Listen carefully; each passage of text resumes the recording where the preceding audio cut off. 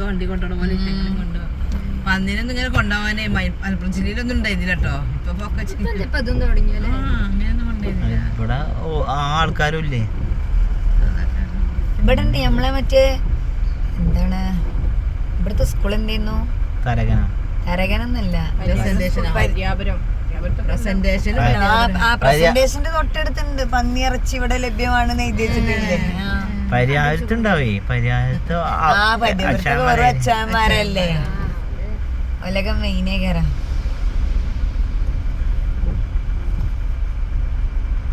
നമുക്ക് പിന്നെ തിന്നാൻ പറ്റൂല പറഞ്ഞ പിന്നെ നമുക്ക് ഇങ്ങനെ കാണുമ്പോ അറപ്പേ സംഗതി അല്ല ചൊക്കൊക്കെ ഉണ്ട്. നമുക്ക് ഏതായാലും കുറെ നേരമായിട്ട് ഞങ്ങൾ പട്ടിക്കാട് ഭാഗത്തൊരു ഈ പട്ടികളെ നിർത്തിയിരുന്നു വിതരണം ചെയ്തു. ആരും അറിഞ്ഞിട്ടില്ല. ആടാണെന്നോ പറഞ്ഞു കുറെ പേര് തിന്നൊക്കെ ചെയ്തു. എന്നിട്ട് പിന്നെ അത് അറിഞ്ഞത് പക്ഷെ ഞാൻ കട്ടിട്ട് കണ്ടിട്ടില്ല. അവിടെ നല്ല കുഴി ഉണ്ടായിരുന്നു. ആ കുഴി എടുത്ത് തോന്നുന്നു. പക്ഷെ ആ കോടിക്കുള്ള ഇതൊന്നും ഇല്ലാന്ന് മാത്രം. എത്ര കോടി അല്ല എന്തായാലും ഇപ്പൊ എത്ര കോടികൾ ഓരോ പോക്കറ്റ് പോണ്ടേ മേലത്ത് തൊട്ട് തടി വരെ. ഹലോ വീതി കൂടിയാലും ബ്ലോക്ക് മാറാൻ പോണില്ല.